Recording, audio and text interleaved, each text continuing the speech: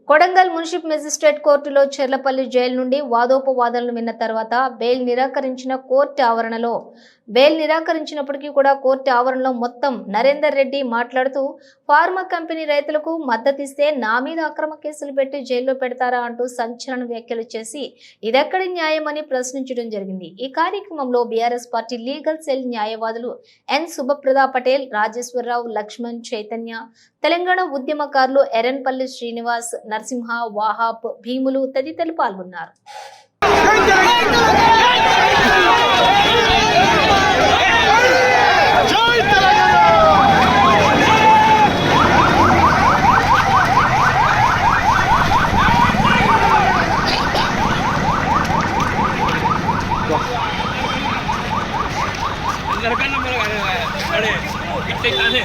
వందల వేల కేసులు మేము చేస్తున్నాము।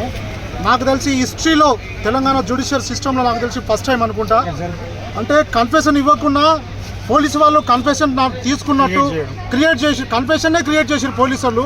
ఆ కన్ఫెషన్ క్రియేట్ చేసిరని చెప్పి జైలర్ సమక్షంలో నాకు తెలిసి ఫస్ట్ టైం జైలర్ సమక్షంలో జైలర్ అథెంటికేషన్ స్టాంపు తోటి జడ్జి గారికి లేఖ రాయడం, అఫిడవిట్ ఇవ్వడం అనేది నాకు తెలిసి హిస్టరీలో ఫస్ట్ టైం జడ్జి గారు ఆ అఫిడవిట్ని యాక్సెప్ట్ చేస్తున్నట్టు ఈరోజు కోర్టులో చెప్పడం జరిగింది। కొడంగల్ మేజిస్ట్రేట్ గారు కూడా చెప్పడం జరిగింది। అంటే తెలంగాణ వ్యాప్తంగా ఇల్లీగల్గా కన్ఫెషన్ చేయకుండా ఫర్దర్గా ఎవరైనా ఇలా తప్పుడు కేసులలో కన్ఫెషన్గా చేస్తున్నట్టు మీ దృష్టికి వస్తే అరెస్ట్ కాబడిన వాళ్ళు ఇలాగా జైలుకి వెళ్ళినప్పుడు కూడా జైలర్ సమక్షంలో మీరు జడ్జి గారికి అఫిడవిట్ ఇవ్వచ్చు, మీ మీద తప్పుడు కేసు పెడితే జడ్జి గారికి లేఖలు కూడా రాయొచ్చు। ఈ విషయాలు మీరు అందరూ తెలంగాణ వ్యాప్తంగా అందరూ పనులకు తీసుకోవాల్సిందిగా కోరుతున్నాను। ఈ లగచర్ల కేసులో భాగంగా నరేందర్ రెడ్డి అన్న గారు ఇక్కడ కొడంగల్ కోర్టుకు రావడం జరిగింది। అదేవిధంగా పత్రికా మిత్రులకు మరియు కొడంగల్ ప్రజలందరికీ నరేందర్ రెడ్డి అన్న తాను మంచిగా ఉన్నానని, ఇక్కడ కేసు ఏదైతే ఉందో దాంట్లో తాను నిర్దోషిగా బయటికి వస్తానని, ఇక్కడి నుంచే రేవంత్ రెడ్డి పతనం మొదలవుతుందని మీ అందరికి తెలియజేయమన్నారు। రైతుల కోసం ఒక్కసారి కాదు 100 సార్లైనా జైలుకు పోవడానికి సిద్ధంగా ఉన్నానని చెప్తున్నారు। అదేవిధంగా చూసినట్టయితే నీ సొంత నియోజకవర్గమైనటువంటి కొడంగల్ రైతులనే కాపాడుకోలేని పరిస్థితులలో నువ్వు ముఖ్యమంత్రి ఉన్నావు, మరి నువ్వు రాష్ట్రంలో ఉన్న రైతులను ఏం కాపాడుతావు?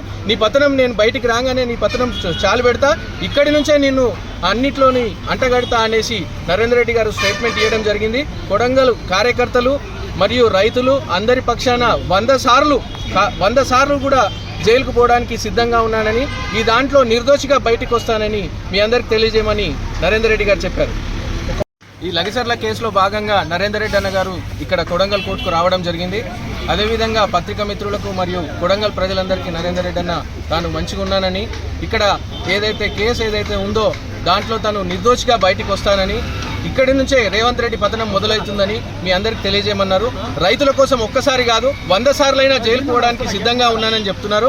అదేవిధంగా చూసినట్టయితే నీ సొంత నియోజకవర్గమైనటువంటి కొడంగల్ రైతులనే కాపాడుకోలేని పరిస్థితులలో నువ్వు ముఖ్యమంత్రి ఉన్నావు, మరి నువ్వు రాష్ట్రంలో ఉన్న రైతులను ఏం కాపాడుతావు? నీ పతనం నేను బయటికి రాగానే నీ పతనం చాలు పెడతా, ఇక్కడి నుంచే నిన్ను అన్నిట్లోని అంటగడతా అనేసి నరేందర్ రెడ్డి గారు స్టేట్మెంట్ ఇవ్వడం జరిగింది।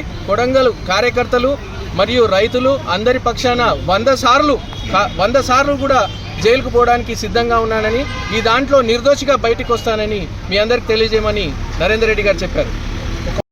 మిత్రులారా, మొన్న లగచర్ల ఘటనకు సంబంధించి కొడంగల్ మాజీ ఎమ్మెల్యే నరేందర్ రెడ్డి గారిని అరెస్ట్ చేయడము, పోలీసు రిమాండ్కు పంపించడం మీకు తెలిసిన విషయమే।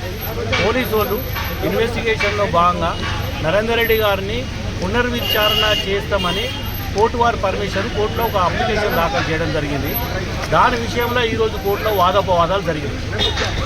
పోలీసు వారు నరేందర్ రెడ్డి గారిని ఏ అంశం మీద విచారణ చేయాలని వాదించడం జరిగింది।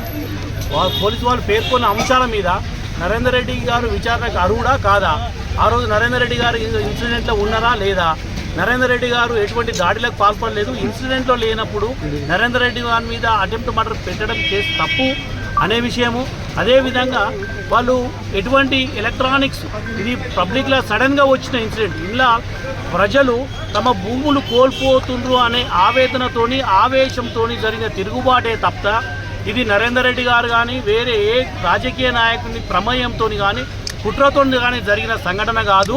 ఇది ఓన్లీ పబ్లిక్ రివోల్ట్ అని కోర్టు వారికి స్పష్టంగా జరిగింది। నరేందర్ రెడ్డి గారిని పోలీస్ కస్టడీకి ఇవ్వవలసిన అవసరం లేదు। పోలీసు వారు నరేందర్ రెడ్డి గారిని వారి పై అధికారుల ఆదేశంతో పొలిటికల్ రివెంజ్ తోటి నరేందర్ రెడ్డి గారిని సతాయించనే ఉద్దేశంతో ఇబ్బంది పెట్టాలనే ఉద్దేశంతో వారిని కేసులో ఇరికించాలనే ఉద్దేశంతో మాత్రమే పోలీస్ కస్టడీకి అడిగినని కోర్టు వారి దృష్టికి తీసుకురావడం జరిగింది. నరేందర్ రెడ్డి గారిని గతంలో పోలీసు వాళ్ళు కోర్టులో ఫైల్ చేసిన రిపోర్టు మేము నరేందర్ రెడ్డి గారిని విచారణ చేసినాము, కన్ఫెషనల్ స్టేట్మెంట్ ఇచ్చిందని కూడా పోలీసు వారు చెప్పిండ్రు. నేను ఎటువంటి కన్ఫెషనల్ స్టేట్మెంట్ పోలీసు వారు పేర్కొనే విధంగా నేను ఎటువంటి స్టేట్మెంట్ ఇవ్వలేదని జైలర్ సమక్షంలో అఫిడవిట్ తయారు చేసి కోర్టులో నరేందర్ రెడ్డి గారు సబ్మిట్ చేయడం జరిగింది. అదేవిధంగా నరేందర్ రెడ్డి గారు రిమాండ్ను అన్యాయంగా తనని రిమాండ్ చేయడాన్ని క్వశ్చన్ చేస్తూ హైకోర్టులో ఈరోజు పిటిషన్ ఒక రివిజన్ పిటిషన్ చేయడం జరిగింది. అది కూడా ఈరోజు హైకోర్టులో హియరింగ్ అయిపోయింది. ఆ మ్యాటర్ కూడా రిజర్వ్ ఫర్ జడ్జిమెంట్ పోస్ట్ అయింది. కాబట్టి ఈరోజు పోలీసు వారు వేసిన అప్లికేషన్ నరేందర్ రెడ్డి గారిని పునర్విచారణ ఎటువంటి అర్హత లేదని చెప్పేసి మేము ఆర్గ్యుమెంట్ చేసాము. ఖచ్చితంగా నరేందర్ రెడ్డి గారిని పోలీస్ కస్టడీకి ఇవ్వరు, ఇస్తే మేము దాని తర్వాత ఛాలెంజ్ చేస్తాము. నరేందర్ రెడ్డి గారి రిమాండ్ కూడా ఖచ్చితంగా హైకోర్టు కొట్టివేస్తుందని మేము భావిస్తున్నాం. ఈరోజు జరిగింది ఆ అప్లికేషన్ మాత్రం అంతవరకు పత్రం. కొడంగల్ కోర్టులో ఏం జరిగింది సార్? కొడంగల్ కోర్టులో జరిగిందే పోలీసు వారు నరేందర్ రెడ్డి గారిని కస్టడీ పిటిషన్ అడిగారు, కస్టడీ ఇవ్వమని బుక్ పిటిషన్ దాఖలు చేశారు. దాని మీద మాత్రమే ఆర్గ్యుమెంట్ జరిగింది. కస్టడీ ఎందుకు ఇవ్వాలని పోలీసు వారు చెప్పారు, కస్టడీ ఎందుకు ఇవ్వకూడదు అని మేమేం చెప్పినాం. ఇప్పుడు తీర్పు రిజర్వ్ చేయబడ్డది. తీర్పు రిజర్వ్ 22 తారీఖు నాడు తీర్పు రిజర్వ్ చేసి పెట్టారు. ఎందుకంటే హైకోర్టులో నరేందర్ రెడ్డి గారు రిమాండ్ను క్వశ్చన్ చేసిన పిటిషన్ ఈరోజు ఆర్గ్యుమెంట్ జరిగినాయి, రిజర్వ్ ఫర్ జడ్జిమెంట్ ఉంది. కాబట్టి హైకోర్టు వారు తీర్పు తదనంతరం మాత్రమే ఈ కోర్టు వారు తీర్పు వెలిపించే అవకాశం ఉంటుంది.